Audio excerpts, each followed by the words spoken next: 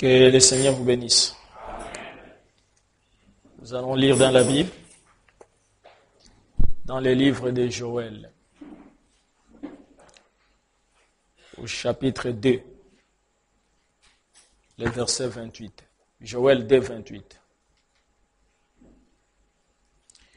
Après cela, je répandrai mon esprit sur toute chair. Vos fils et vos filles prophétiseront. Vos vieillards auront des songes et vos jeunes gens des visions. Inclinons nos têtes. Notre gracieux Père céleste, Seigneur Jésus, toi l'agneau de Dieu qui a été immolé dès avant la fondation du monde. Ce soir, tu nous as, par ta grâce, donné une réunion et nous sommes venus pour te rencontrer, Père. Et nous croyons, Seigneur Jésus, que tu es ici avec nous, tel que toi tu l'as promis. Tel que nous venons de les chanter, toute la plénitude de la divinité se trouve en toi, et ce dont nous avons besoin se trouve en toi. Ainsi ce soir, combien nous avons besoin de toi, Père. Il y a des gens qui sont faibles dans la chair, qui sont malades. Mais nous savons que dans ta présence, Père, aucune maladie ne peut résister. C'est pour cela que nous te prions que ta main soit sur nous et nous guérisse de nos maladies. Nous te prions de nous apporter la joie. Nous te prions, Père, de nous donner le baptême du Saint-Esprit. Père bien-aimé, nous savons qu'il est plus tard que nous le pensons. L'enlèvement est une réalité. Ainsi, prépare-nous afin que nous soyons comptés parmi cette épouse qui sera enlevée dans cet âge. Bénis tout ce que tes enfants t'ont apporté dans la maison, les offrandes et les dîmes, et nous remettons la réunion entre tes mains, au nom de Jésus-Christ. Amen. Ok, vous pouvez vous asseoir.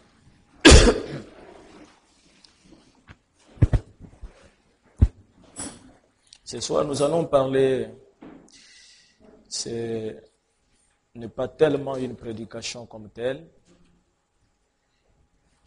Je voudrais parler des visions de Frère Branham. C'est une bande que Frère Branham avait enregistrée pendant qu'il était vivant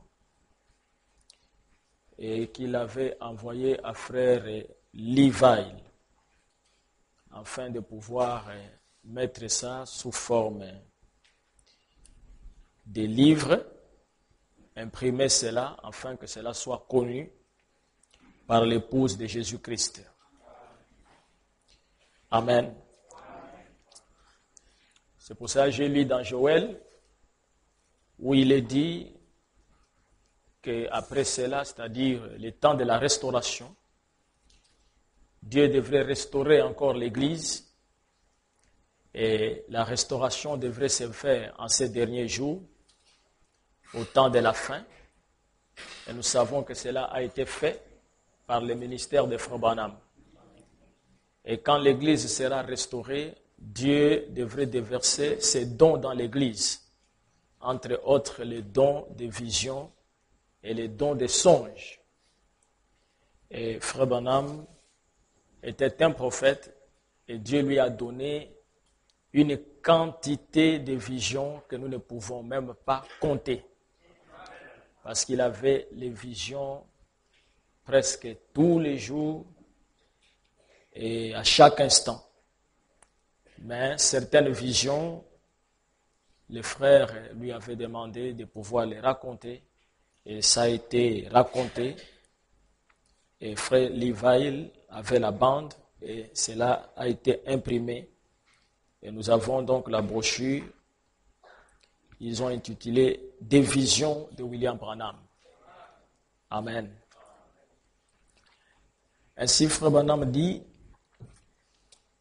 cette bande est enregistrée pour le royaume de Dieu. Puisque je vais la remettre à Frère Levi pour qu'il en fasse un manuscrit. Frère Vail m'a demandé ici, en présence des frères Mercier, de raconter quelques-unes de mes premières visions. Bien sûr, les visions, ça a été, l'une des premières choses dont je peux me souvenir, ce sont les visions qui venaient. Les visions viennent à tout moment. Mais c'est plutôt celle d'après ma conversion. Je pense que vous intéresserez, frère Vail. Eh bien, je me rappelle, après avoir été ordonné dans l'église baptiste par le docteur Roy Davies, ici à Jeffersonville, sur la rue Watt, où se trouvait l'église à l'époque. Je me rappelle une vision remarquable, pas plus de quelques semaines après, je dirais quelques jours après mon ordination, j'ai vu en vision un vieux homme étendu à l'hôpital. Il avait été écrasé. C'était un homme de couleur. Et il a été guéri instantanément. Si bien que ça créait beaucoup de confusion. Et il est sorti du lit et il est parti. Et il dit, alors 2 jours environ, 2 jours plus tard, j'ai coupé des services en New Albany, là où les factures d'eau, de gaz et d'électricité n'avaient pas été payées. J'étais tellement rempli de joie. Chaque fois que je voyais une vieille maison, j'y entrais pour prier. Vous savez, une maison qui n'était pas habitée. Et je me rappelle que j'avais raconté Et je me rappelle que j'avais raconté ça à monsieur Johnny Bott, qui est encore vivant aujourd'hui. Il a tout près, je pense, de 70 ou 80 ans. C'était un ancien releveur de compteurs.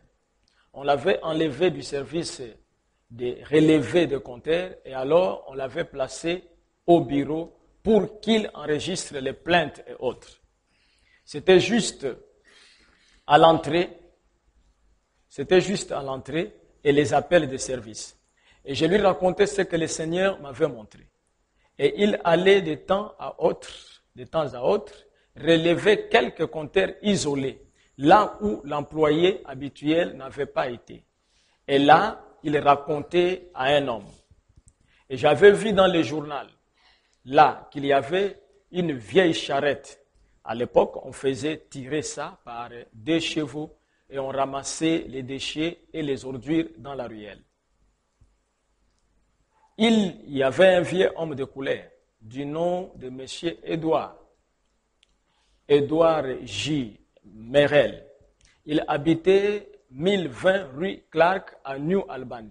Et il avait été hérité par 2 blancs, une jeune fille blanche et un jeune homme qui roulait en voiture. Celui-ci avait perdu le contrôle de la voiture et il avait écrasé cet homme contre la roue de la charrette. Et ça avait fracturé pratiquement tous les os de son corps. Et surtout, ceux du thorax. Les chocs lui avaient déboîté les dos.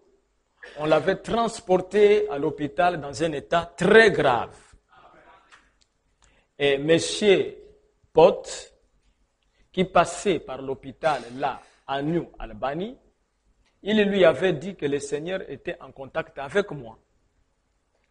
Et il m'a envoyé chercher pour que je vienne prier pour lui. Tout de suite, je me suis dit, c'est lui l'homme que j'ai vu dans cette vision. Alors, j'avais un peu peur d'y aller parce que c'était l'une des premières fois, voyez-vous, où j'y allais comme ça. Alors, mais toujours est-il que je suis allé chercher mon copain qui venait de se convertir, un jeune Français qui s'appelait Georges Deyark. Je venais de conduire celui-ci à Christ. Alors, nous y sommes allés. Et je lui ai dit, bon, frère Georges, je veux que tu te souviennes de ceci. Les choses là qui m'arrive, je ne comprends pas ce que c'est. Mais souviens-toi de ceci. Cet homme va être guéri. Et au moment où il sera guéri, là, je ne peux pas prier pour lui. Tant que les deux blancs ne les deux blancs ne viendront pas se tenir de l'autre côté du lit. Parce que je dois procéder de la façon dont ça m'a été montré. Alors, je me suis rendu à l'hôpital et j'ai demandé où se trouvait M. Merel. Je suis allé là et sa femme m'a dit qu'il était très gravement touché. Il ne pouvait pas bouger parce que les radiographies avaient montré que quelques-uns de ses os se trouvaient juste à côté du poumon. Alors, s'il bougeait, eh bien, ça pourrait lui perforer les poumons et lui faire une hémorragie mortelle. Et il était dans un état très grave. Il y avait effectivement un peu d'hémorragie dans la gorge. Et tout, parce qu'il saignait au niveau de la bouche. Ça faisait environ 2 jours qu'il était étendu là. Cet homme avait à l'époque à peu près 65 ans, je suppose. 60 ou 65. Un homme âgé. Sa moustache, qui était longue, était devenue blanche et ses cheveux étaient gris. Je suis entré et j'ai quand même raconté à cet homme la vision que le Seigneur m'avait montrée. Et les jeunes gens sont arrivés, ceux qui l'avaient heurté. Alors je me suis mis à genoux pour prier pour lui. Et tout d'un coup, cet homme a poussé un cri en disant « Je suis guéri ». Et il s'est levé d'un bond. Sa femme essayait de le retenir au lit. L'un des internes est arrivé pour essayer de le maintenir au lit. Et il a sauté du lit, ce qui a causé beaucoup d'agitation. Et quand je suis allé, j'ai dit à frère Georges, et alors, l'une des religieuses, c'était un hôpital catholique, est entrée et elle m'a dit que j'allais être obligé de sortir, que c'était à cause de moi que cet homme était si agité. Parce qu'il faisait environ 104 degrés de fièvre. Mais chose étrange, quand on l'a eu remis au lit, les prêtres là-bas et quelques-uns des médecins l'avaient forcé à se remettre au lit. Amen. Il est guéri pour lui. Amen. Les prêtres vont forcer quelqu'un qui est délivré. Quelqu'un qui est guéri. Amen. C'est ce qui se passe aussi lorsque vous avez reçu le message. Amen. Dieu vous a déjà délivré après avoir reçu ce message. Lorsque vous croyez ce message, vous avez la vie éternelle. Amen. Mais vous allez rencontrer des gens qui vont contester, qui vous ont appelé de tous les noms. C'est des gens qui ont les mêmes intentions que ces prêtres. Vouloir vous ramener encore dans les lits des malades. Qui critiquent le message. Amen. Parce qu'il n'y a pas d'autre vérité ici sur la terre si ce n'est le message de Frère Branham. Amen. Remarquez la précision de la vision. Et ils l'ont forcé. Et l'homme était forcé. Il est venu, il s'est remis au lit. Parce qu'il était en train de mettre ses vêtements. Et quand on a pris sa température, il ne faisait pas de température. Or, il y a bien des gens qui sont encore vivants aujourd'hui, qui ont vu la vision, l'ont vu s'accomplir, ou qui sont au courant de ça. Alors, je suis sorti. Parce qu'on a dit à Frère Branham, tu dois sortir. Parce que c'est toi qui crée l'agitation. Amen. Quand tu n'étais pas ici, nous étions calmes. Amen. Tu es venu à l'hôpital, tu as créé l'agitation. Cet homme était dans les lits. Il souffrait dans les lits, il était calme. Et nous apprécions le calme. Nous aimons le silence de cet homme. On sait qu'il est malade, mais il ne dérange personne. Amen. Et toi, tu es venu, tu as amené le bruit. Alors je suis sorti, j'étais là sur les marches, et j'ai dit à frère Georges, maintenant, regarde bien. Il va porter un manteau brun et un chapeau en tuyau de poêle. Il va descendre ses marches dans quelques minutes. Et c'est bien ce qu'il a fait. Voilà, il est sorti et il a descendu les marches. Et environ une nuit après ça, le Seigneur m'a encore apparu un matin, presque au lever du jour. Et il m'a montré une infirme horriblement contrefaite qui allait être guérie. Amen. Cet homme qui n'avait pas l'espoir, les dos déboîtés, où les os se trouvaient tout près du poumon à tel point qu'il ne pouvait pas bouger par une prière. Amen. Tel que le Seigneur avait montré dans la vision. Il a été guéri sur place et il a quitté l'hôpital. Et Frère Branham était au début de son ministère. Et vous savez que ce que Frère Branham a fait, parce que Dieu lui avait donné la vision, et personne ne pouvait le faire sur cette terre. Personne. Même si quelqu'un allait jeûner pendant 40 jours, 40 nuits, il ne pouvait pas réaliser ce miracle, parce que cela n'a pas été fait par Frère Branham, cela a été fait par Jésus-Christ, mais il s'est révélé au prophète. Et c'est pour cela Jésus, Amen, ne guérissait pas aussi tout malade. Jésus guérissait les malades dont il avait la vision, Amen, dont il recevait de son Père. Et c'est pareil aujourd'hui. Tout le monde ne peut pas accepter le message. Amen. Je parlais avec un jeune frère, il m'a posé la question, mais pasteur, pourquoi les gens ne voient pas la vérité de ce message, les promesses de l'air? Il y a toujours les gens qui disent que c'est faux. Vraiment, j'ai dit, mais écoutez, mon petit, si tout le monde doit accepter ce message, Amen, je dirais qu'il est faux.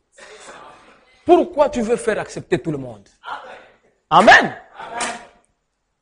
Dieu lui-même montre que tout le monde ne peut pas accepter. Pourquoi toi tu veux, Amen, faire accepter tout le monde? Non, je suis venu, pasteur, pour que vous puissiez encore bien me parler sur le troisième Adam, parce que je rencontre les gens qui résistent et tout ça. Je dis non, je ne te parlerai de rien.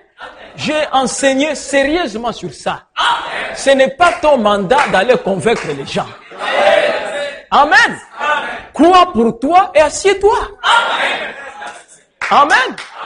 Si quelqu'un lui a montré la parole et qu'il ne veut pas, ce n'est pas ton affaire.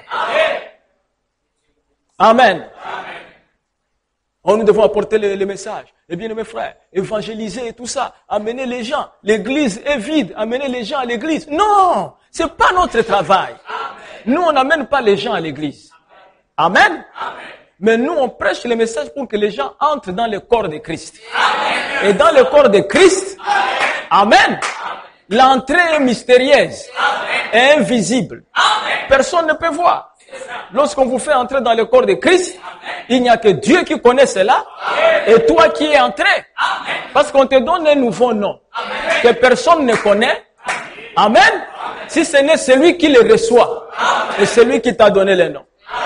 C'est le grand secret. Chacun de nous connaît réellement s'il est chrétien ou il ne l'est pas. Amen. Ce n'est pas le fait de venir à l'église. Entrer à l'église, n'importe qui peut entrer. Parce que l'entrée à l'église n'est pas mystérieuse. L'entrée à l'église est naturelle et physique. Amen. Mais le corps de Christ, c'est un corps mystique. Et on y entre mystiquement. Amen. Ne cherchez pas que tout le monde puisse croire le message. Si tout le monde croit le message, il est faux. Il faut qu'il y ait les gens qui contestent le message pour accomplir la parole. Amen. Et Frère Branham n'a pas été envoyé pour tout le monde.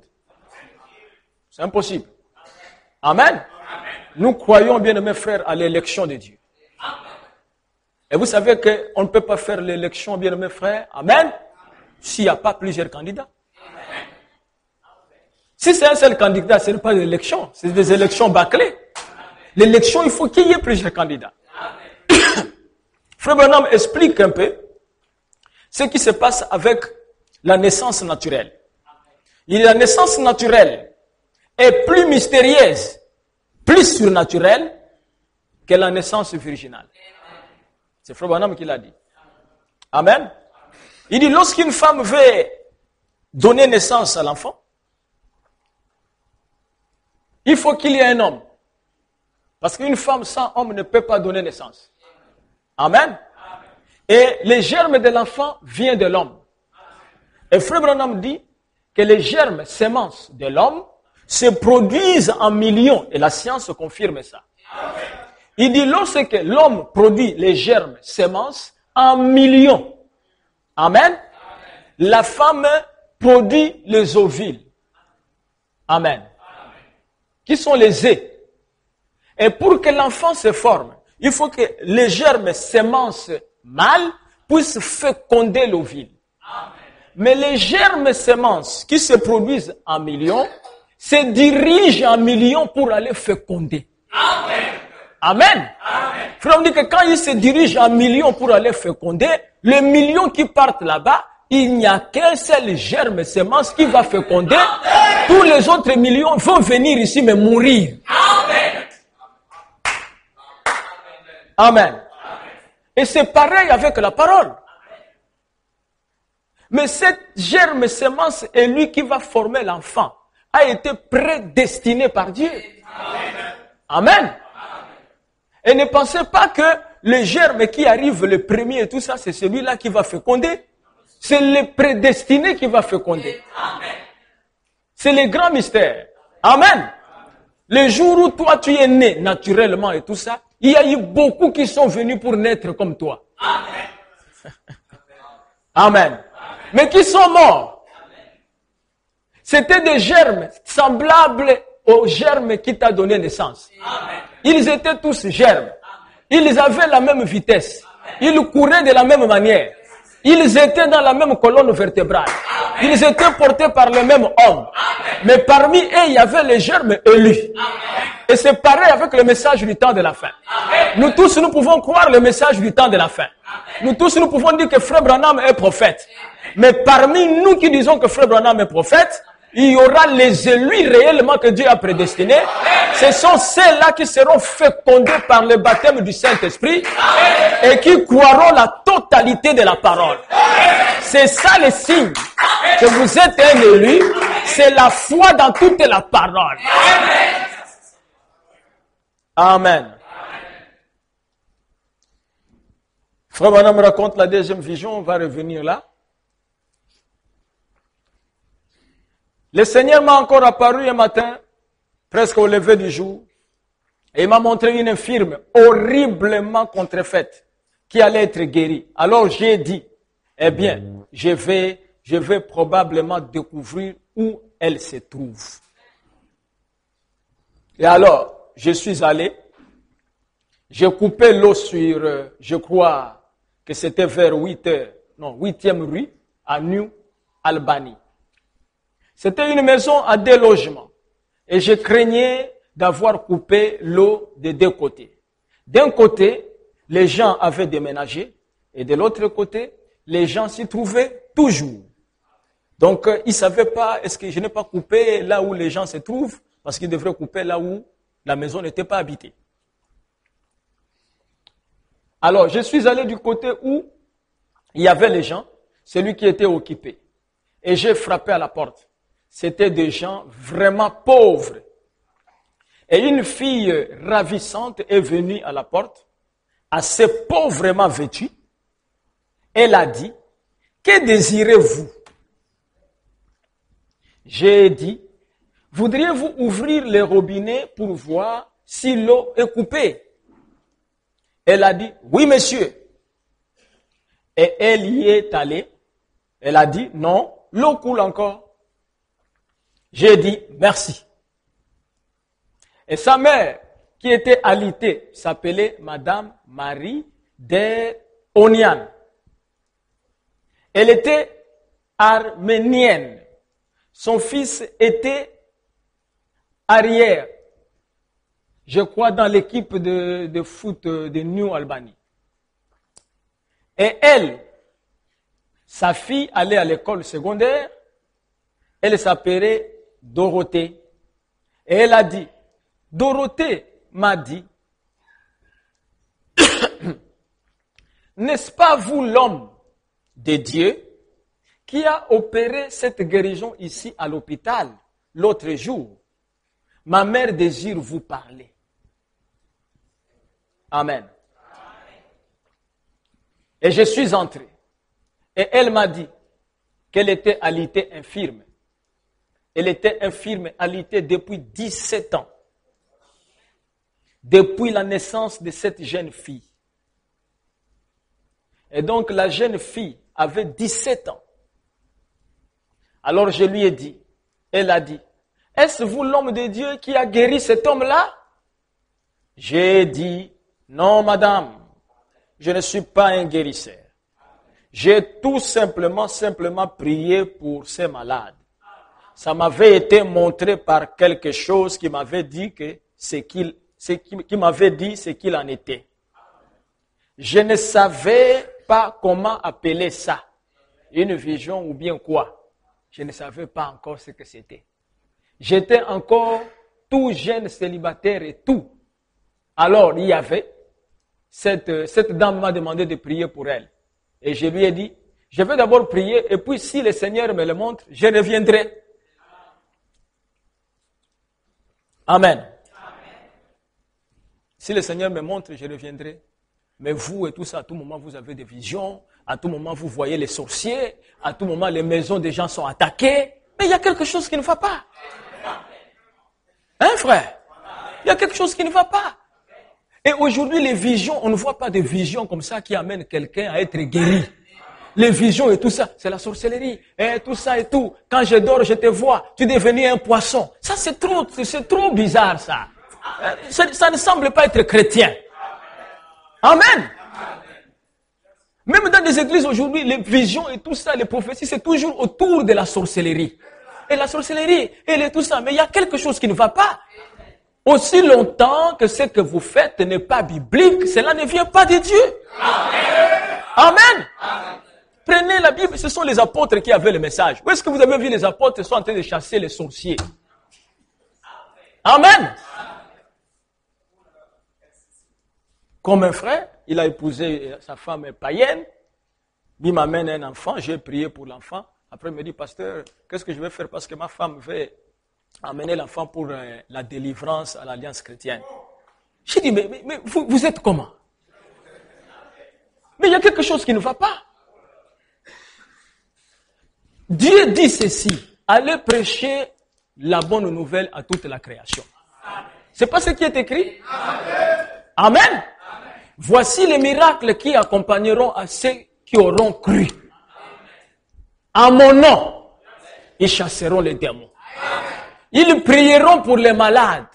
Ils imposeront les mains sur les malades. Et les malades seront guéris. C'est le Seigneur qui a dit ça. Frère, quand le Seigneur dit ça et tout, tu fais ce qu'il a dit. Je dis, je viens de faire pour cette fille ce que Dieu a dit. Toi, montre-moi là où il a dit que vous ferez la délivrance. Mais ça ne va pas. Restez avec la parole.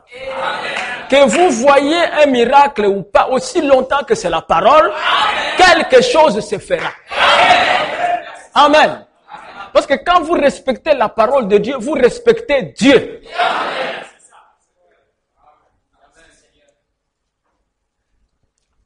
Et puis quand je suis allé prier, je suis allé chercher frère Georges.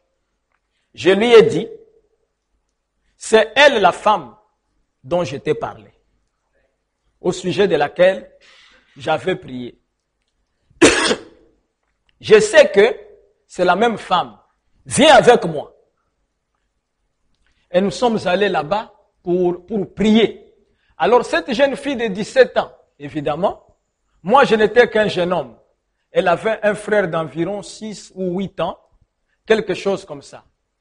Il y avait un sapin de Noël dans la maison. C'était juste après Noël. Et ils se sont placés derrière ce sapin de Noël pour se moquer de moi. Amen. Rétablir leur mère. Je lui ai dit que le Seigneur allait la guérir. Et frère Georges et moi, nous nous sommes mis à genoux pour prier. Et quand je me suis mis à prier, eh bien, cet ange que je vois, celui que vous voyez sur la photo, je l'ai vu suspendu au-dessus du lit. Alléluia.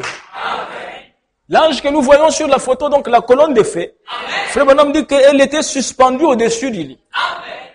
Eh bien, j'ai étendu les bras, je lui ai pris la main.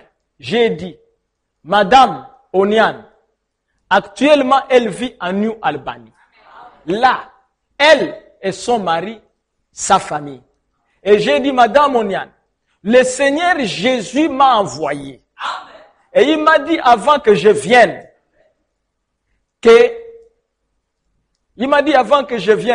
de prier pour vous et que vous alliez être rétablis.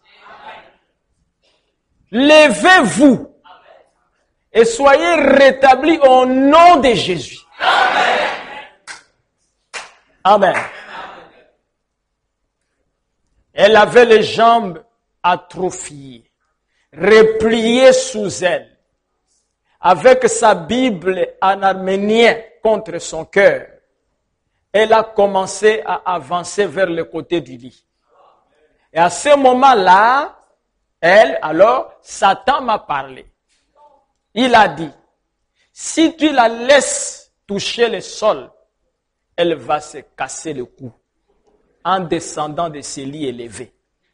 J'ai eu peur pendant un instant. Mais j'avais toujours su que c'est une vision. Je ne savais pas ce que c'était à l'époque. Ce qu'elle m'avait dit était toujours juste. Alors je suis allé de l'avant, je l'ai quand même laissé descendre du lit. Et Dieu m'en est témoin. À l'instant même où elle allait sauter du lit, ses deux jambes se sont redressées. Amen.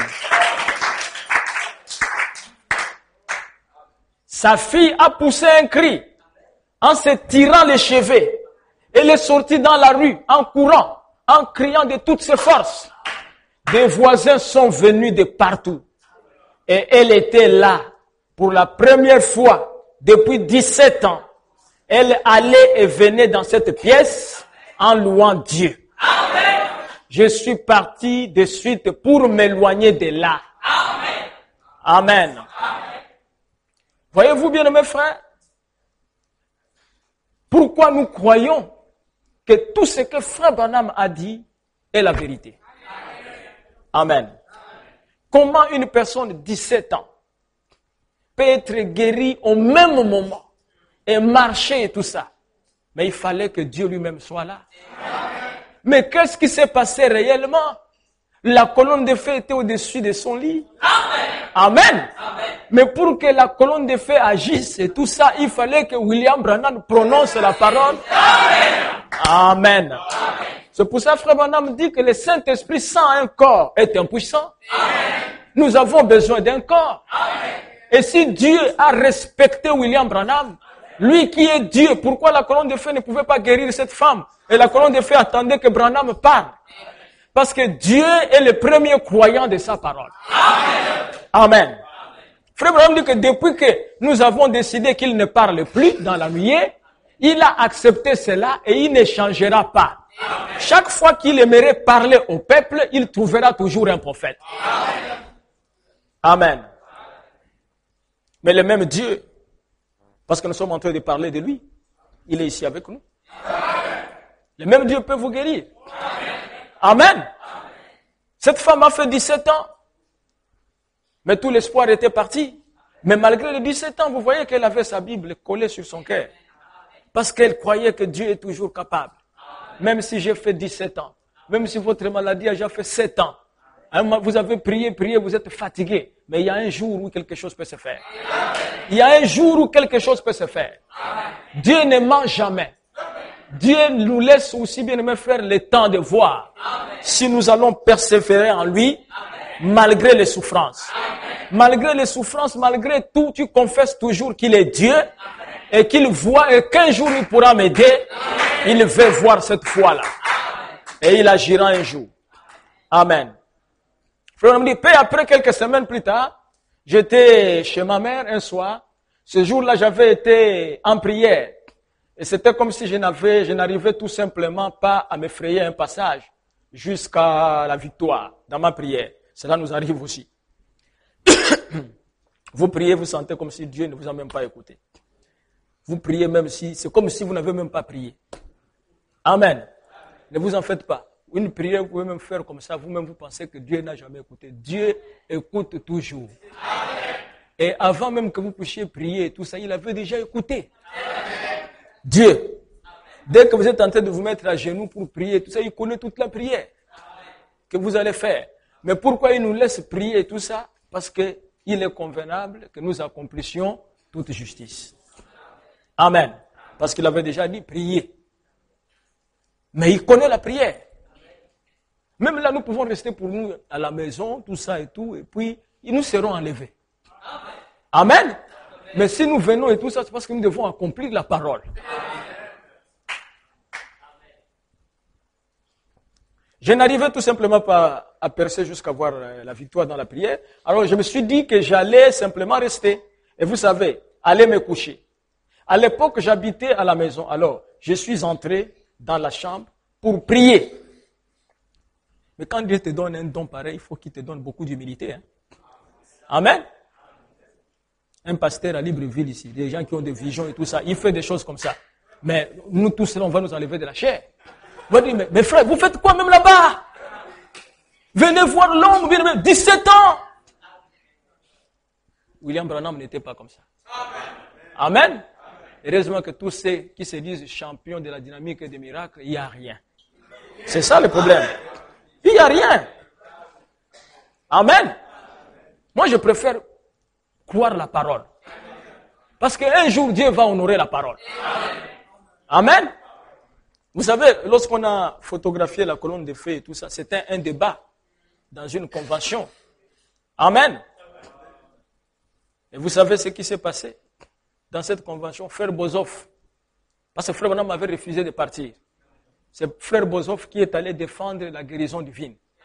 Et les gens là sont venus, ils ont dit à Frère Bozoff, tu as donné. Frère Bozoff dit que, même si personne n'est guéri, hein, j'amène les promesses. Moi, Bozoff, je vais citer pour moi les promesses. Parce que je sais, il est toujours Dieu. Frère Branham dit qu'il avait à peu près 600, je ne sais pas combien de promesses concernant la guérison divine. Il est venu avec ça. Mais les gens ont dit que non, les promesses c'est bien, mais ouvre les yeux des aveugles. Mais Dieu a honoré Frère Bozoff. Pendant que Bozoff, lui, il se tenait pour lui sur la parole, sur la parole, sur la parole. Il dit, même si je ne fais rien, hein, mais la parole ici, c'est la vérité. Amen. Et Dieu dans le ciel va descendre voir Frère Branham. Il dit, tu dois partir. Ce que Bozoff dit, c'est ma parole. Toi, va maintenant. Amen.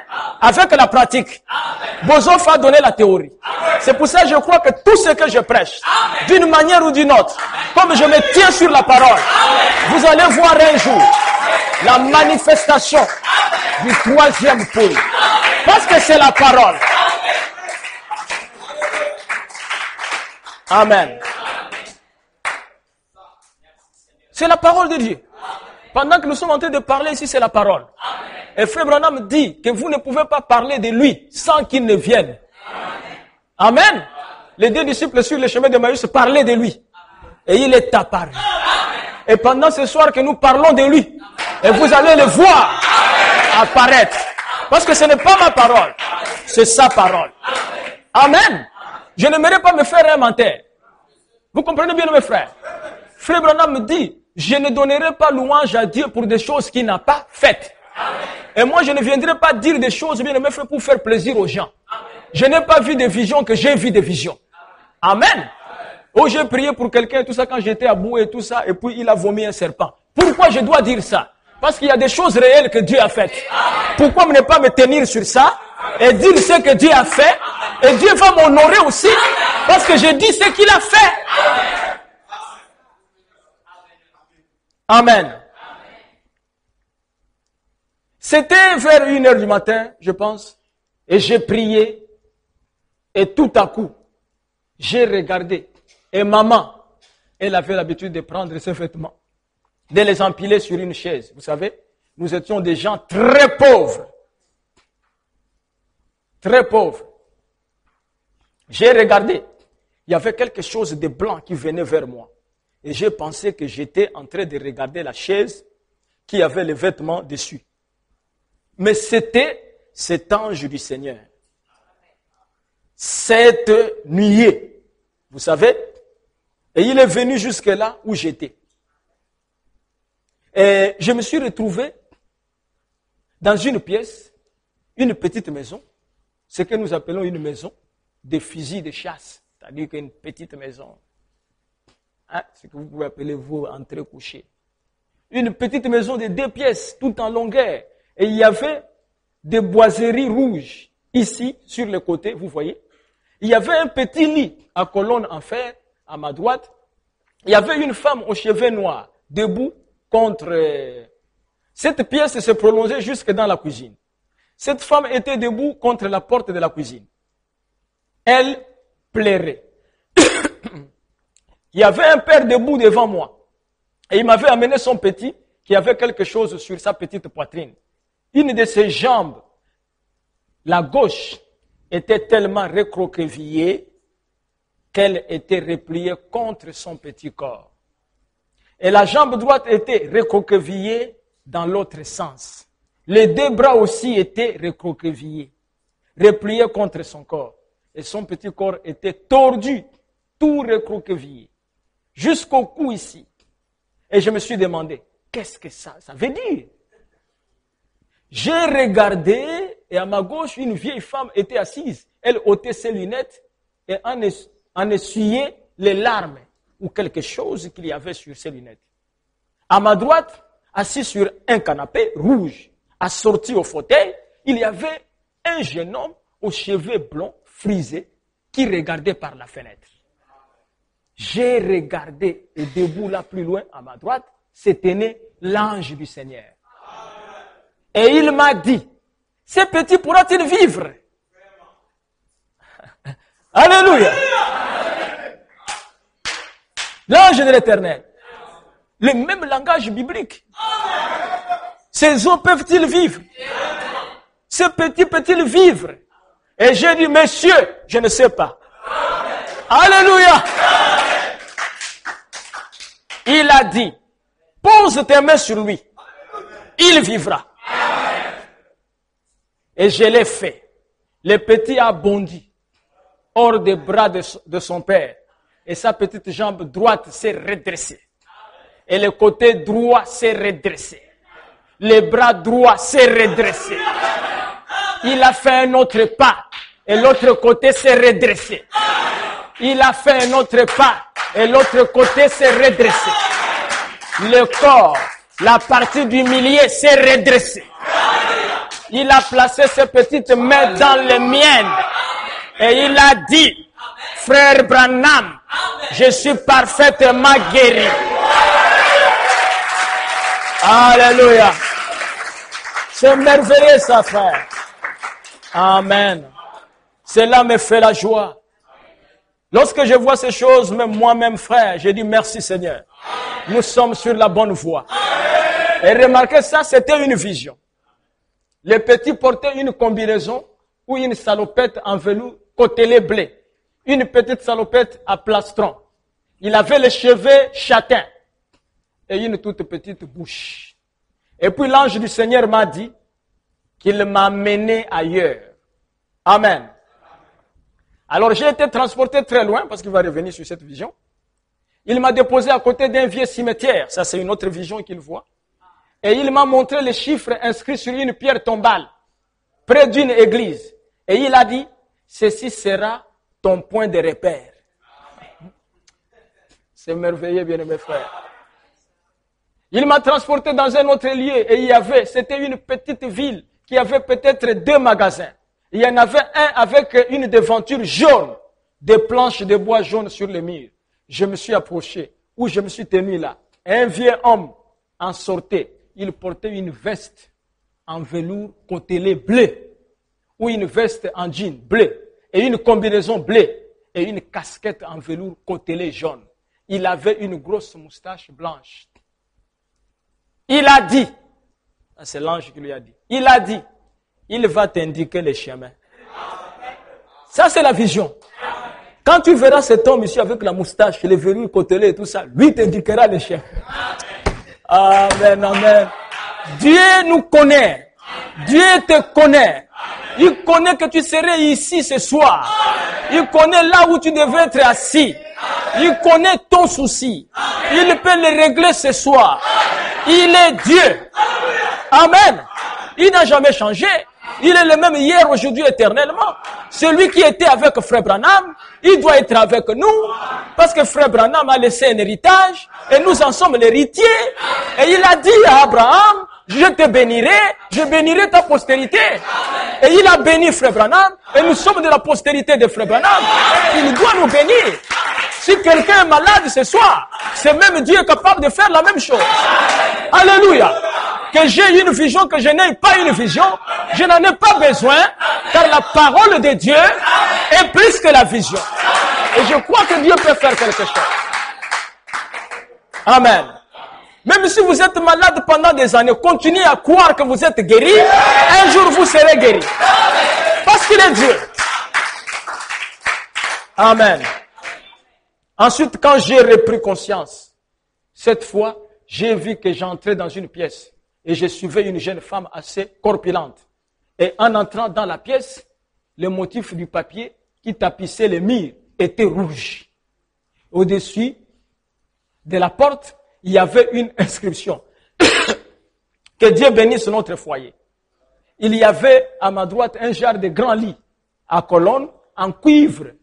Et à gauche, il y avait un poêle à bois.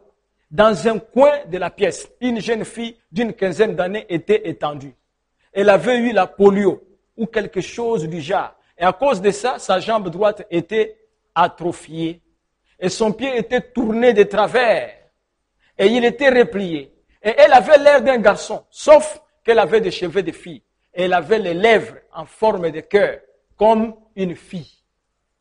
Et il m'a dit, cette jeune fille pourra-t-elle marcher? Amen.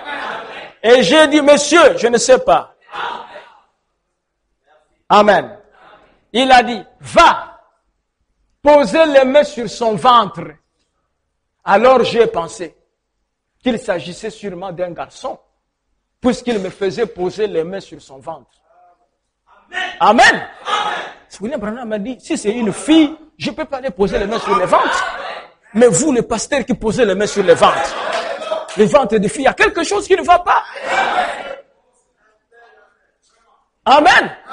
William Branham dit, si c'est une fille et tout ça, ce ne serait pas sacré que moi, un homme, je pose les mains sur le ventre d'une fille. Amen. Un frère du message ou quoi et tout ça, il va mettre les mains sur le ventre d'une sœur et toucher le ventre. Oui. Et sa femme est venue me voir, mais pasteur, regarde ce que mon mari a fait. Quand je lui ai dit, il m'a dit que tu n'as pas le Saint-Esprit. Mais je dis, mais il joue avec le Saint-Esprit. Et la sœur et tout ça, et à un moment donné, elle était naïve, elle a cru même tout ça. Elle dit, non, tu venais de croire le message. Ça, c'est rien dans le message. Il y a un homme qui a le Saint-Esprit et tout ça. Ça fait quoi? Je lui ai dit, sœur, il n'a même aucune goutte du Saint-Esprit. Et laissez-moi me dire qu'il n'a pas seulement posé les mains sur le ventre. Il est allé loin. C'est un ventre qu'il connaît bien. Mais c'est la vérité. Je ne sais pas ces gens-là, comment ils font des choses comme ça. Mais si tu as le Saint-Esprit, tu ne peux pas faire ça. C'est incroyable, bien mes frères. Amen. Mais si vous avez le Saint-Esprit et tout ça, vos yeux deviennent les yeux de Dieu. Quand vous regardez même une sœur comme ça et tout ça, vous la regardez comme votre sœur. Vous n'avez pas des intentions diaboliques. Parce que les intentions diaboliques viennent de la pensée. Mais si dans votre cœur il y a Christ, votre pensée est purifiée. Amen. On peut vous laisser dans une maison avec une sœur et tout ça, il dormira dans cette chambre, tu dormiras là-bas. Et dans ta pensée, il n'y aura rien. Amen. Mais si tu ne peux pas le faire, il y a quelque chose de faux en toi. Le Saint-Esprit est réel. Amen. Parce qu'il me faisait poser les mains sur son ventre, j'ai fait ce qu'il m'a dit. Alors j'ai entendu quelqu'un dire, loué soit l'Éternel. Et j'ai levé les yeux, et quand j'ai regardé, cette jeune fille s'est levée. Et quand elle s'est levée, le pyjama qu'elle portait, la jambe de son pyjama s'est soulevée, laissant voir un genou qui était rond, comme un genou de fille, et non pas noué, vous savez, comme un genou d'un garçon. Hein? Même le genou de la fille et des garçons, c'est différent. Dieu a créé ça différemment. Vous voyez? Et quand elle s'est levée, le pyjama qu'elle portait, la jambe de son pyjama, s'est soulevée, se laissant voir un genou qui était rond, comme un genou de fille, et non pas noué, vous savez, comme un genou d'un garçon. J'ai su qu'il s'agissait d'une fille. Elle était en pyjama. Elle s'est avancée vers moi, en se peignant les cheveux. Elle est blonde. Elle s'est peignée les cheveux. Aujourd'hui, cette jeune fille habite à Salem. Elle est mariée et elle a 3 ou 4 enfants. Et sa mère et son père sont encore là, eux aussi. Alors, j'ai repris conscience. Et j'entendais quelqu'un qui disait, parce que là, il vient de sortir, toutes ces visions-là, il avait vu ça successivement. Il était à la maison. Et quand il sort de ces visions, j'ai repris conscience. Et j'entendais quelqu'un disait, Frère Branham, où est Frère Bill? Où est Frère Bill? Et ma mère m'a appelé. Et j'ai pensé. J'entendais une voix dans une direction. En sortant de cette vision, vous savez, j'étais un peu sonné. Et j'ai dit, qu'est-ce que tu veux, maman? Dans la chambre voisine où elle dormait. Et vous savez pourquoi, frère? Lui, là, la subconscience et la conscience sont liés ensemble. C'est pour cela, tout en voyant ces choses-là, quand il sort de là, il est normal. Toi, comme ça, si on te met ça, tu sors de là, tu ramasses les papiers dans la poubelle. Tu ne vas plus comprendre ça, c'est quoi tout ça. Parce que tu n'as pas été créé pour supporter ça. Amen. Tu ne vas pas te reconnaître. Tu vas devenir bizarre. Amen. La constitution physique a été faite de cette manière. Il peut vivre dans les 2 dimensions. Et être normal. Mais toi, si tu rentres dans des visions, comme les gens vous disent comme ça, je vois des visions, ils ne voient rien. C'est des menteurs. Qu'est-ce que tu veux, maman? Dans la chambre voisine où elle dormait, elle a dit, il y a quelqu'un qui frappe à ta porte. Je l'ai entendu, Frère Bill. Et j'ai ouvert la porte. Un homme est entré. Il s'appelait Jean-Émile. Il habite maintenant à Miami, en Floride. Et il a dit, Frère Bill, vous ne vous souvenez pas de moi? J'ai dit non, je ne crois pas. Il a dit, vous m'avez baptisé moi et ma famille. Mais il a dit, j'ai pris une mauvaise voie. Il a dit, j'ai tué un homme ici, il y a quelque temps. Je lui ai donné un coup de poing au cours d'une bagarre. Et je lui ai cassé le cou. Et il a dit, j'ai perdu un de mes jeunes fils, l'aîné. Et il a dit, le cadet est couché à la maison. Il est mourant en ce moment. Et il a dit, le médecin de la ville ici vient de partir. Et il a dit, l'enfant fait une pneumonie double. C'est à peine s'il arrive à respirer. Et il a dit, tout simplement, c'est vous qui m'êtes venu à l'esprit.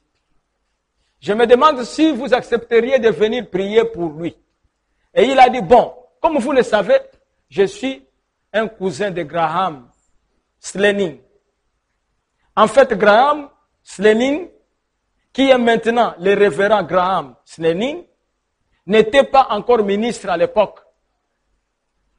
C'était un chrétien, un jeune homme très bien. Il a dit, c'est mon cousin. Je m'en vais le chercher. Et il habitait à un demi-mille, 800 mètres à peu près, de chez moi. Au centre de ce que vous... Je m'en vais le chercher. Est-ce que vous viendrez là-bas? J'ai dit, oui, monsieur Émile. Aussitôt que je me serai... Allons-y rapidement. Aussitôt que je me serai habillé. Alors il a dit, je vais prendre ma voiture hein, et je vais vous y amener. J'ai dit, d'accord. Et il a dit, aussitôt que j'aurai pris Graham Et je voudrais que vous priez tous les deux pour les petits. J'ai dit d'accord. Et donc je me suis préparé et maman a dit, qu'est-ce qu'il y avait? J'ai dit, il y a un petit qui va être guéri. Amen. Alors elle a dit, guéri? J'ai dit, oui maman. Et alors j'ai dit, je t'en dirai plus long à mon retour. Amen. Alors quelques instants après, il a frappé à la porte et frère Graham était avec lui. Et nous avons passé par ici, à côté de ce que nous connaissons aujourd'hui comme les chantiers de construction pour les bateaux, ce qui était à l'époque les vieux chantiers navals et OA. J'ai dit, monsieur Émile, monsieur Émile, où est-ce que vous habitez maintenant? Il a dit, au nord du Tika. J'ai dit, vous habitez une petite maison, ce que nous appelons une maison de fusil de chasse. Une petite maison de 2 pièces. Il dit, oui, monsieur. Elle est située sur une colline? Oui, monsieur. Amen. Et j'ai dit, votre plainte ici est faite de planches à renuire et languettes. Et elle est peinte en rouge. Il a dit, c'est exact. Amen. J'ai dit, le petit est couché sur un lit à colonne en fer. Il a ça à la maison, une salopette en velours côtelé bleu. Il dit, il la porte en ce moment. Et j'ai dit, Amen. C'est un enfant qui est tout petit. Il a environ 3 ans. Il a aussi une toute petite bouche, des petites lèvres très minces. Et il a les cheveux châtains clairs. Il a dit, c'est la vérité. J'ai dit, Madame Émile est une femme aux cheveux noirs. Et dans cette pièce, vous avez un canapé rouge, un fauteuil rouge. Il a dit, est-ce que vous y avez déjà été, frère Branham? Alléluia! Oh! Le Dieu de William Branham. Amen. Frère Branham dit, j'ai dit tout à l'heure. Tout à l'heure. Il a dit, j'ai dit oui. Mais il a dit, je ne vous ai pas vu. J'ai dit non, c'était un esprit. J'ai dit, monsieur Émile, vous m'avez entendu parler. Si c'est moi qui vous ai baptisé, des choses qui m'arrivent. Il se peut que je vois des choses avant que cela n'arrive. Il a dit, oui. Est-ce qu'il vous est arrivé quelque chose du genre, frère Branham? J'ai dit oui. Et monsieur Émile, c'est lui qui m'a dit ce qu'il en était. Il ne m'a jamais dit un mensonge. Votre petit va être guéri quand j'arriverai là-bas. Amen. Vous voyez la raison pour laquelle nous insistons que frère Branham a dit? Amen. Parce que cet homme ici a été confirmé par le Dieu Tout-Puissant. Il a arrêté la voiture. Il s'est affalé sur le volant et il a dit, oh Dieu, sois miséricordieux envers moi. Ramène-moi au Seigneur. Voyez? Et je te promets de vivre pour toi le reste de ma vie. Si tu épargnes la vie de mon petit. Et là, il a donné son cœur à Christ.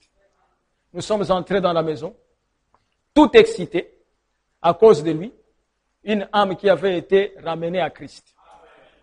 Quand nous sommes entrés dans la maison, tout était là, exactement tel quel, sauf que la vieille femme n'était pas là. Émotif, surexcité, j'ai dit, amenez-moi le petit. C'est à peine que si le petit était encore en vie, voyez, c'est recroquevillement, ça voulait dire que la vie avait quitté le petit. Il était tout recroquevillé jusqu'à sa petite gorge ici. Et j'ai dit, amenez-moi le petit, sans attendre que la vision s'accomplisse. Frère Weil, si ce bloc-notes était censé être placé ici, amen, se trouvait ici, je ne peux pas prononcer une seule parole tant que ce bloc-notes n'aura pas été posé là. Voyez, il faut que ce soit exactement tel qu'il me l'a montré. Donc j'ai dit, amenez-moi le petit. Et le papa m'a amené son petit. Et j'ai prié pour lui. Son état s'est aggravé. Alors je me suis dit, là, il y a quelque chose. Hein. Il était vraiment à bout de souffle. Et ils ont dû lutter, les secouer et tout pour les réanimer. Je me suis dit, là, il y a quelque chose qui cloche. Hein? Tout à coup, la pensée m'est venue. Où se trouve la vieille femme? Ça n'y était pas encore. Alors, ils ont recouché leur petit. Ils lui mettaient des trucs sous le nez et tout. Et il pleurait. Sa mère criait comme une hystérique et tout. Mais le petit, c'est à peine s'il respirait. J'ai pensé, eh bien, à cause de ma stupidité, hein, j'ai fait mauvais usage de la vision de Dieu. En effet, je n'ai pas du tout attendu qu'elle s'accomplisse tellement j'étais surexcité. Vous pouvez voir par là, frère Weil, pourquoi j'attends. Peu m'importe qui me dit quoi, je vous aime en tant que mon frère. Frère, n'essayez jamais de me dire ce que je dois faire. Alors que j'estime que j'ai déjà la volonté du Seigneur. Voyez, peu importe combien l'autre voie peut sembler être la bonne, je vais l'attendre lui. Voyez, alors j'ai tiré une leçon de ça il y a bien des années. Il faut faire exactement ce qu'il dit. Oh frère, vous voyez ça frère? C'est pour ça moi aussi j'aimerais faire exactement ce qu'il dit. Le Seigneur dit, quelqu'un est-il dans la joie qu'il chante des cantiques? Quelqu'un est-il dans la souffrance qu'il prie? Quelqu'un est-il malade qu'il appelle les anciens de l'église et que les anciens prient pour lui en loignant l'huile? Car la prière de la foi sauvera les malades et Dieu lui pardonnera ses péchés. Et moi je viens avec mon huile d'onction, j'ai dit c'est ce que le Seigneur a dit. Peu importe toi qui as la voix de faire exciter les gens, ça c'est toi. Moi je fais ce que lui il a dit. Si toi tu veux faire exciter les gens, les faire tomber, ça c'est ta voix à toi. Moi je fais ce que lui il a dit. Et frère Branham dit que j'ai eu cette leçon là qu'il faut faire ce que lui il a dit. Amen. Frère Branham devrait prier lorsque cette vieille femme devrait venir et qu'elle devrait ôter ses lunettes. Amen. Et là il devrait savoir que non, la vision doit s'accomplir. Mais il a fait ça avant et tout ça, l'état de l'enfant s'est aggravé. Vous comprenez bien mes frères? C'est pour cela l'état des églises s'aggrave. Parce qu'ils font ce que Dieu ne leur a pas demandé de faire. Amen. Il y a beaucoup plus de démons dans les églises parce qu'ils font ce que Dieu ne leur a pas demandé de faire. Le petit luttait pour reprendre son souffle. Alors je ne pouvais pas leur dire ce que j'avais fait. Je devais simplement attendre. Et je me suis dit, bon, peut-être que la grâce ne tiendra pas compte de ça et qu'il va me pardonner. Hein. Eh bien, je suis allé m'asseoir. Jusqu'à l'aube, ils ont lutté pour que le petit reste en vie. Quand le jour a commencé à se lever, ils pensaient que le petit allait partir d'un moment à l'autre. Eh bien, je suis resté assis là. Et ils ne cessaient de me demander, frère Branham, qu'est-ce que nous devons faire? Ou frère Bill, qu'est-ce que nous devons faire? C'est comme ça qu'ils m'appelaient. Qu'est-ce que je dois faire? Je disais, je ne sais pas. Voyez, j'ai resté assis là, la tête basse, je disais, Seigneur, pardonne-moi, je t'en prie. Eh bien alors, le jour s'est levé, il fallait que les frères Graham et Snelling aillent travailler, parce qu'il s'est fait accompagner de frères Graham. Comme M. Émile devait les ramener, je savais que j'allais devoir quitter cette maison. Et pourtant, frère Graham était censé être assis là. En effet, il a les cheveux blonds frisés, comme vous le savez. Donc, le jeune homme qu'il avait vu là, c'était frère Graham. Il devait être là. Maintenant, Graham veut partir pour lui parce qu'il devait aller au travail. C'est déjà le matin. Et il était censé être assis sur ce canapé. Alors, moi, j'étais assis là où frère Graham était censé être assis. Mais la vieille femme n'était pas là. Et il n'y avait pas de vieille femme dans la maison.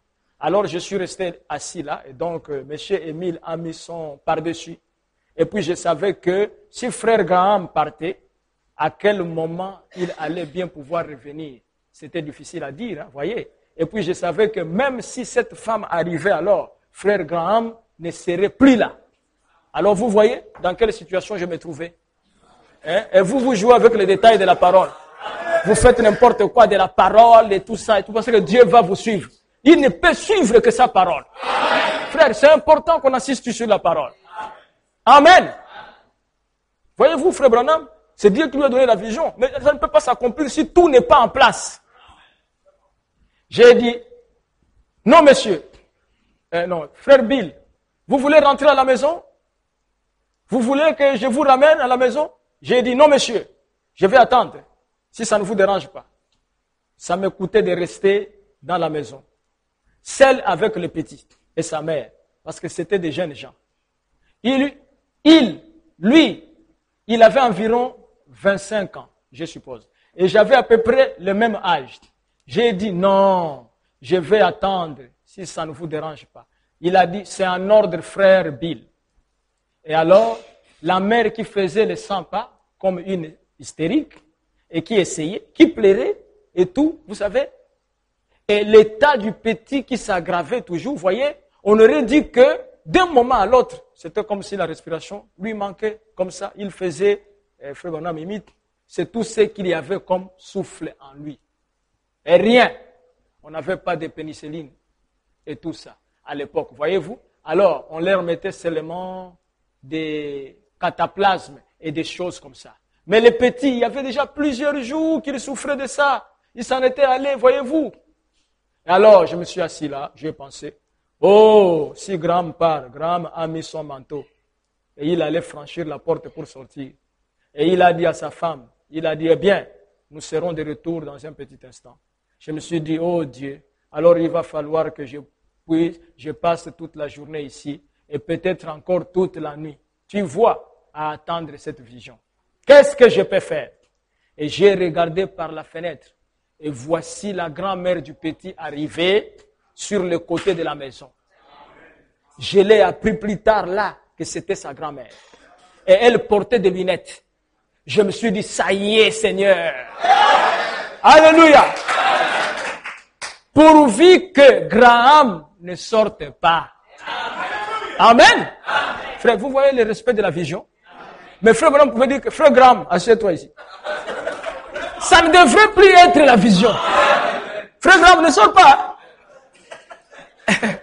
Et c'est ce que les évangélistes font aujourd'hui. Là.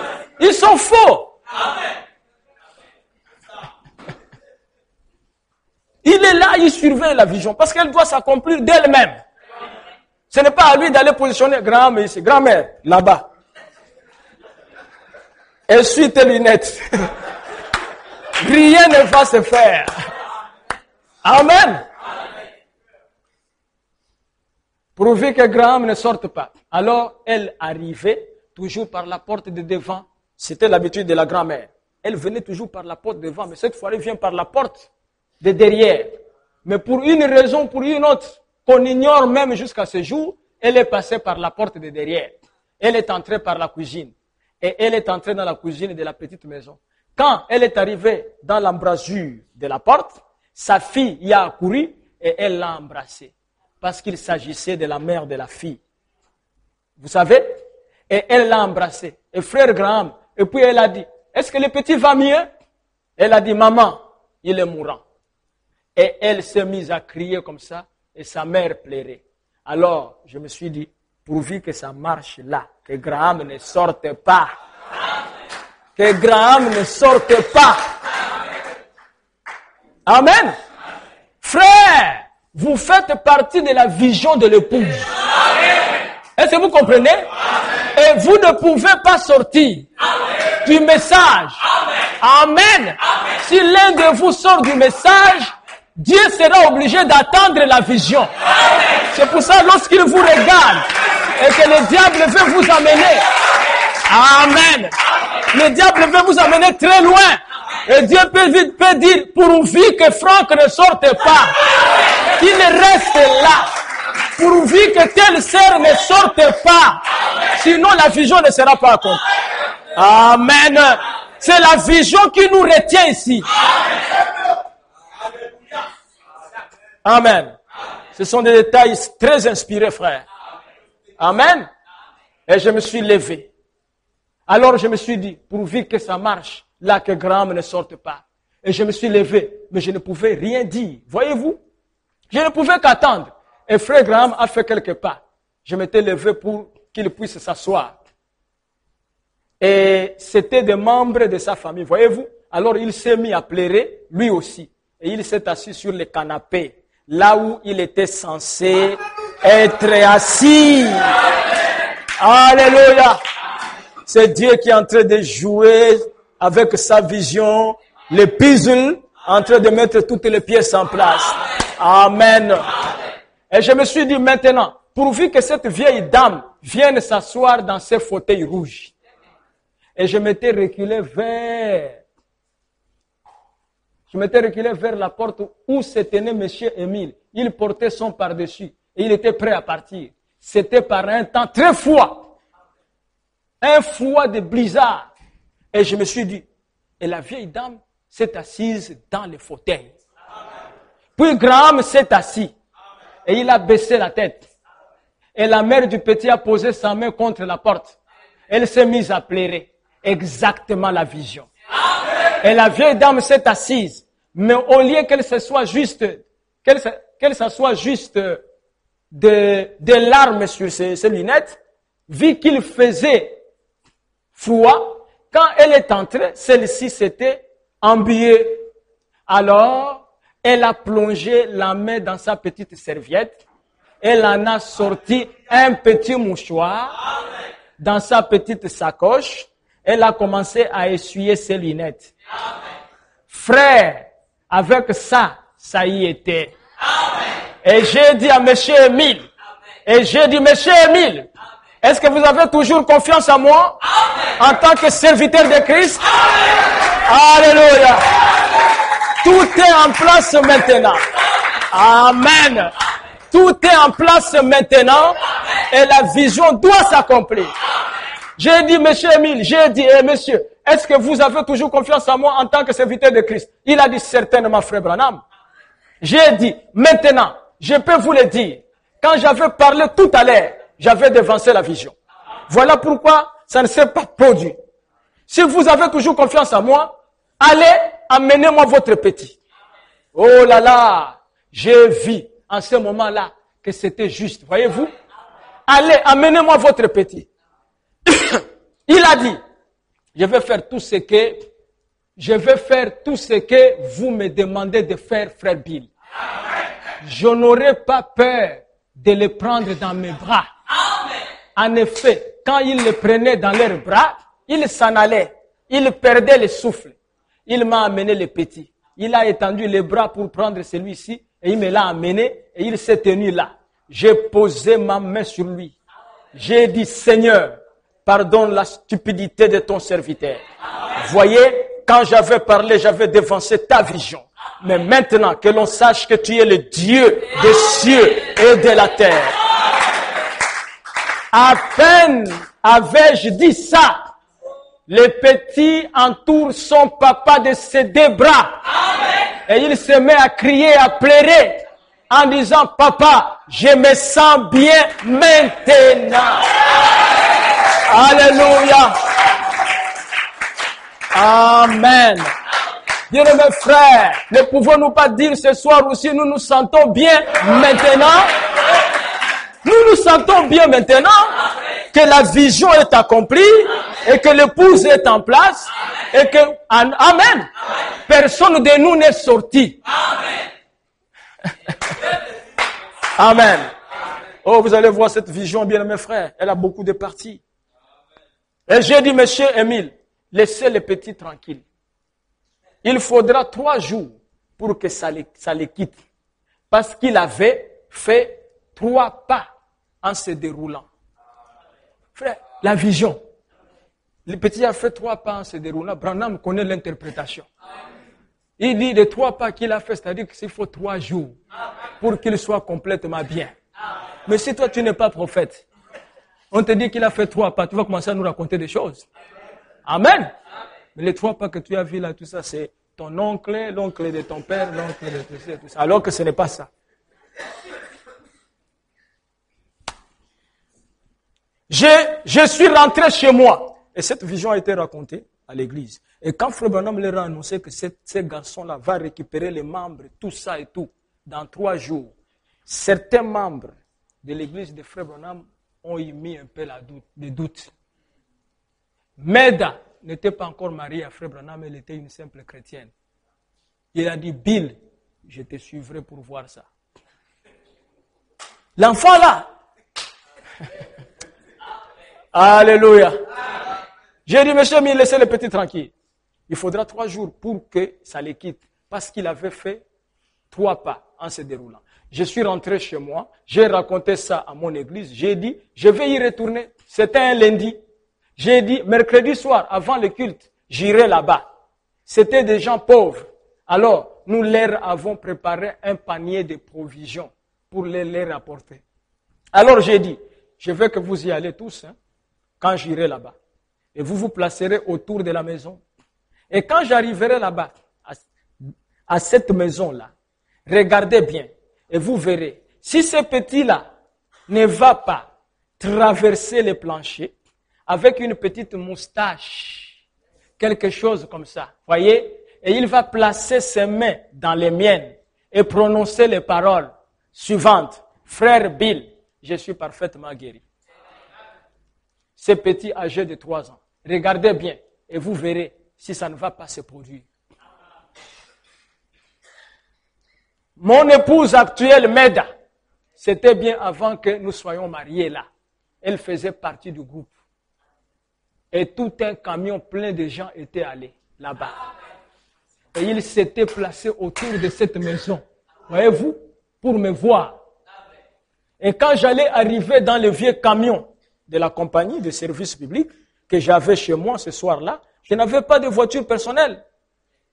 L'arrière était plein de goudron et des choses, vous savez, que j'avais transportées ces jours-là pour faire des réparations.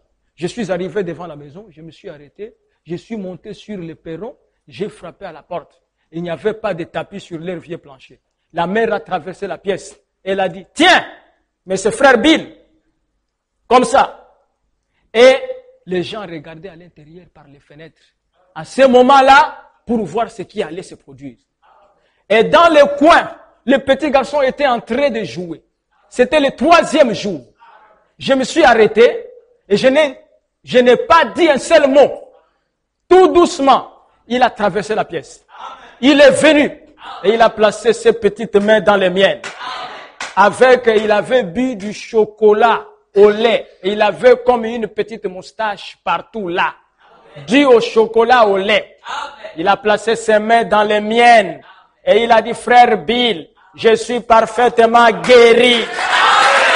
Alléluia. Amen. Voyez-vous, ce soir-là à l'église, j'ai raconté ça, j'ai dit, il y a une jeune fille infirme quelque part. Ça, c'est une autre vision. Amen. Voyez-vous bien, mes frères, que les visions de Frère Branham étaient parfaites. Frère Branham dit, si celui-là qui me donne les visions, qui s'accomplissent parfaitement tel qu'il me l'a donné, c'est le même qui me révèle la parole que je vous prêche. Amen. Si ces visions-là sont correctes, la parole que je vous prêche est aussi correcte. Amen. Amen. C'est pour ça que vous voyez bien, mes frères, que lorsqu'une église ne suit pas ce que la Bible a dit, cette église n'est pas dans la vérité. Amen. Amen. Frère Branham n'a jamais organisé les séances de délivrance. Voyez-vous bien, mes frères, c'est une situation difficile. Frère Branham est allé, il est resté, tout ça, l'enfant, tout ça. Il pouvait l'amener et tout ça, il dit, frère Graham, viens. Émile, venez et tout ça. Au nom de Jésus. Au nom de Jésus. Jésus. Jésus. Ça vient d'où? Même les petits enfants sont en train de rire. Amen. Les petits enfants savent que c'est faux. Vous voyez, quand je prêchais la parole et tout ça, ils ne riaient pas. Quand je suis en train de parler de ça, ils trouvent que ça c'est faux. Et ça les fait rire. Amen. C'est ce qui se passe dans les dénominations. Mais vous allez voir que certains frères dans les messages veulent suivre les dénoms. Frères, on ne pourra jamais ressembler aux dénominations. Nous avons notre caractéristique. C'est le message de William Branham. Et quand le message de William Branham est prêché dans son authenticité, personne ne tombe en esprit et se roule dans l'église. Quand quelqu'un tombe en esprit et se roule dans l'église, il a quelque chose de faux. On le prend, on l'amène à l'autel. Amen. Et nous prions pour la personne. Parce que son esprit est mauvais. Et son esprit refuse la parole et se roule au sol pendant que la parole est prêchée. Son esprit est irrespectueux à la parole. Amen. La parole est Dieu. Vous pouvez aller tous à rencontrer le président pendant qu'il est en train de vous parler et tout ça. Vous dites, président, président, vous dites, qui a amené l'homme là ici? Hein? Le message, c'est le message. Et il faut que ça se prêche dans son authenticité. Et nous, ici, nous le prêchons dans son authenticité. Et Dieu doit être avec nous. Amen. Vous savez, je suis allé juste dire une idée comme ça. J'avais vu un frère. Bon, c'était un songe. Oh, il a acheté un grand écran, tout ça et tout. Il était chez moi, j'ai dit, ah, mais j'ai vu tout ça, que vous avez de l'argent, tu as acheté un grand écran à la maison, tout ça et tout. Bon, il a seulement souri et tout ça et tout. C'est fini. Vraiment, je n'ai pas insisté. Et puis le dimanche, ici, quand on a fini et tout ça, bon, une idée m'a dit, je vais aller visiter ses frères. Et je suis allé pour chez lui. Dès que j'arrive comme ça, je regarde de loin. Il y avait les rideaux. Hein. Je regarde de loin et tout ça, je vois tout ça. Les gens qui sont en train de... Parce qu'il y avait un grand match, hein, le dimanche. Je regarde et je dis, ah! J'ai dit, bon, par politesse quand même. Coco! Et oui, c'est qui? C'est le pasteur, frère. Je ne sais pas avec quelle rapidité que ce type-là. Amen. Il a changé le match en dessin animé parce qu'il était avec un enfant. Mais j'ai dit, frère, amen. Si cet homme en un clin d'œil a pu... Alléluia. Amen. Je ne lui ai rien dit. On a parlé et tout ça, il ne sait pas que j'avais vu. Mais j'attends, je l'appelle et dis que frère, ce jour-là, amen, j'ai vraiment vu ton bravoure. Amen. Tu as fait un exploit. Le changement rapide de fréquence. Amen. Et il était là maintenant avec les dessins animés. C'est l'enfant qui suit sa pasteur. Et tout ça. Je disais, un hypocrite. Les enfants de Dieu. Amen. Il a loupé son match. Il regardait ça tranquillement. Assis là et tout ça. Que Dieu nous aide. Amen. Pour que tu quittes ces choses-là, il faut que Dieu te visite. Sinon, c'est pas facile. Amen. Il y a des gens qui continuent à suivre tout ça, les trucs des Nigériens, et tout ça, même des serres. Il y a des gens qui sont dedans et tout. Et c'est des mauvais esprits aussi. Mais vous devez prier que Dieu vous délivre. Nous ne sommes pas dans ces choses. Ça, c'est le monde.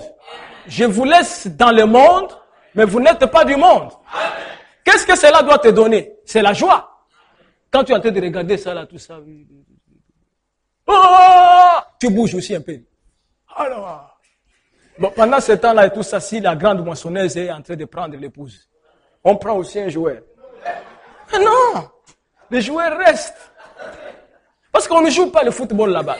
Tu ne seras pas dans la joie. On vous amène là-bas, amen. Vous devez avoir le goût du ciel. Comme votre goût n'est pas du ciel, pourquoi il va vous amener là-bas? Vous serez embêtés. Moi, je connais un monsieur, vraiment, il était très sincère. Un grand fumeur. Il avait posé la question à un ami à moi, qui lui parlait de Dieu et tout ça. Il a dit, est-ce qu'au ciel, on pourra fumer la cigarette? On lui a dit, non, c'est interdit, tout ça. Il dit, si c'est interdit, hein, je préfère aller là où on fume la cigarette. Parce que je te dis que je me sens bien avec la cigarette. Vous voyez? Mais nous devons savoir le goût du ciel. Moi-même, j'étais un grand footballeur. Mais ça ne m'intéresse plus. Amen. Ça ne m'intéresse pas. Parce que Dieu m'a enlevé dans ces choses. Si tu as encore ça, bien-aimé frère, Dieu peut t'enlever. Je ne peux pas te condamner parce que ce n'est pas toi. Vous comprenez? Il y a une puissance qui enlève ça. Et il faut s'adresser à ça. Si tu vois un frère qui est encore dans des choses comme ça et tout ça, vraiment ce n'est pas lui. Amen. Priez pour lui. Moi, je suis allé rendre visite à ses frères. Je devrais les rendre très mal à l'aise. Si j'allais lui dire tout ça que j'étais vu, regarder et tout ça. Hein, peut-être les jus qu'il m'a donné là, peut-être qu'il n'allait même pas me donner. J'ai dit, je reste d'abord. Une bonne atmosphère. Amen. Il m'a mis les dessins animés. L'enfant est en train de suivre ça. Frère, la vitesse avec laquelle... Non, c'était un spécialiste. Parce que j'étais devant la porte. Et j'avais déjà vu, au même moment quand j'arrive, je vois tout ça. Ah, pasteur. Et vous vous dites que l'épouse ne sera pas enlevée en un clin d'œil. Amen. L'épouse sera enlevée en un clin d'œil. Changement de fréquence. Amen. Que Dieu vous bénisse.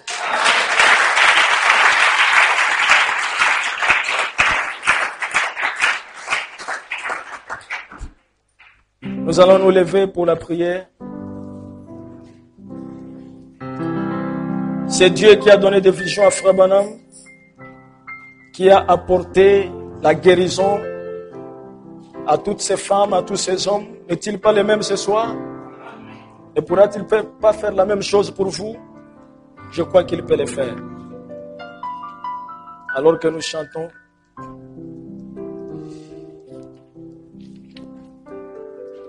les grands jours s'est levé,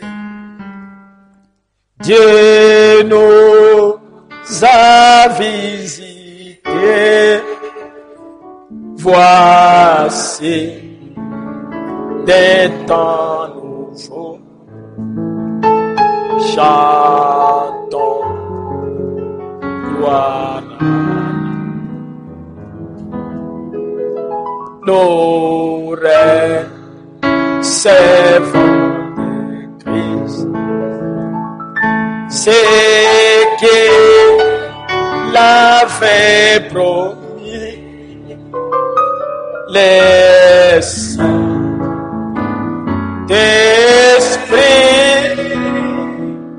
et les Saint-Esprit là, les Saint-Esprit là, là. Adieu, Dieu donne.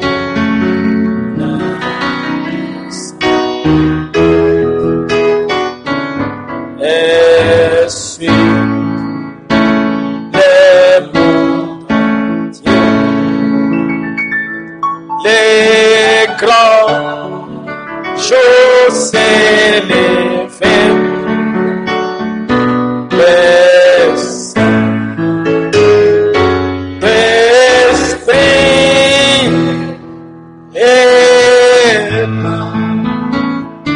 Chacun demande à Dieu de les visiter ce soir, comme il en a fait pour tous ceux pour qui Frère Branham a reçu des visions. Car nous aussi, une vision a été donnée. Car Frère Branham nous a vus comme l'épouse, la vision préalable de l'épouse. Et nous étions dans cette épouse bien habillée. Nous étions en parfaite santé. Et Dieu ce soir peut visiter chacun de nous et lui apporter ce dont il désire. Si vous êtes malade, réclamez la guérison. Dites au Dieu, Frère Branham n'est pas ici, à qui tu pouvais donner une vision. Mais je crois à la grande vision qui est la parole, que tu peux me toucher ce soir et tu peux me rétablir. Prions tous le Seigneur.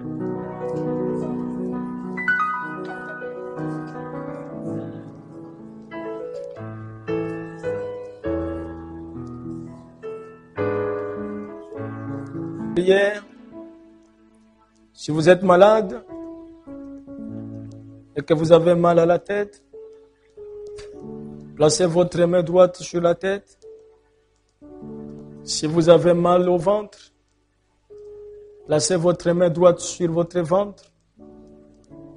Si vous avez mal dans tout le corps, Placez votre main droite sur la tête pendant que je vais prier. Dieu Tout-Puissant, Créateur des cieux et la terre, nous voici ce soir ici dans ta maison. N'est-ce pas, c'est le meilleur endroit que l'homme peut se trouver. Car David disait, je suis dans la joie lorsqu'on me dit d'aller dans la maison du Seigneur. Nous voici dans ta maison, Père. Et qu'est-ce qui a été dit ici, Père? Nos oreilles ont entendu ta parole. Combien nous te magnifions, nous te glorifions, nous te célébrons pour la grandeur que toi tu as prouvée par le ministère de Frère Branham, en lui donnant toutes ces visions qui se sont accomplies exactement telles que tu lui avais montrées. Et nous te sommes reconnaissants pour cela, Père. Et tu as vu combien cela fait la joie à tes enfants, alors que, Seigneur, lorsque tu as accompli ces visions, nous n'étions pas là physiquement, mais nous nous réjouissons pour ce que tu as fait. Pour toutes ces personnes qui étaient malades, qui étaient, Seigneur, affligées, et tu les as délivrées. Et tu ne t'es pas arrêté seulement à le faire du temps de Frère Branham, parce que tu savais dans ta vision qu'il y aurait des chrétiens après Frère Branham. Après le départ de Frère Branham, tu savais qu'il y aurait des chrétiens. Dieu Tout-Puissant, alors que je me tiens ici, Père, et que tes enfants se trouvent ici, c'est une vision que toi tu avais dès avant la fondation du monde. Les voici ici dans cette salle. Beaucoup sont malades, Seigneur, et des maladies incurables. Beaucoup ont bu les médicaments. Beaucoup de médicaments. Il n'y a pas d'amélioration. Oh Dieu, tu sais qu'aujourd'hui dans les églises, les gens passent à raconter des choses, raconter la vie des gens, mettre les gens sous la peur, parler des sorciers et de toutes sortes de choses. Mais cela n'est pas ta vision, Père. Nous sommes ici tenant ta vision et tu connais la place que chacun de nous occupe ce soir. Peux-tu, Seigneur, prendre la foi de tout un chacun, la placer, Seigneur, à la place appropriée dans le corps de Christ, dans le message du temps de la fin, dans la Bible, la véritable foi, à la place où elle doit être pour réclamer la guérison. Et je leur ai dit, Seigneur, de pouvoir mettre la main là où ils se sentent malades. Ce que j'ai dit, Seigneur, est ta vision. Parce que tu as dit que vous imposerez les mains sur les malades seront guéris. Cette vision est réelle, Père. Et les mains sont placées selon la vision. Et je prononce la parole selon la vision. Et toi accomplis la parole selon la vision. Ainsi, Satan, peu importe le petit pouvoir que tu as, car Frère Branham dit que la maladie vient de toi, et il dit que Dieu veut nous voir en bonne santé, il ne veut pas nous voir malades, et voici la vision de Dieu. Il veut que ses enfants présentement ici soient en bonne santé, même ceux qui ne sont pas avec nous ici, qui croient en Dieu, qui confessent qu'il est venu en ces derniers jours, qui croient que ce message est vrai, que toi tu les libères à cet instant. Parce que nous prions conformément à la vision du Seigneur Jésus-Christ. Il a dit dans ces derniers jours, il devrait restaurer l'Église. Il devrait envoyer la puissance. Il devrait envoyer la pluie de la première saison et de l'arrière-saison. Et Frère Branham a dit que peu importe ce que nous avons fait, si nous avons la foi et nous prononçons la parole, Dieu l'exaucera. Et il a dit, lorsque nous demandons quelque chose au nom de Jésus, comme si c'était Jésus lui-même qui priait. C'est pour cela que j'ai dit, au nom de Jésus-Christ, tu es vaincu Satan, et que les enfants de Dieu soient libérés de la maladie, et qu'ils reçoivent la guérison, peu importe la maladie. Que ce soit le diabète, que ce soit la tension, que ce soit la maladie du cœur, que ce soit n'importe quoi, par la puissance de la parole, par le message du temps de la fin.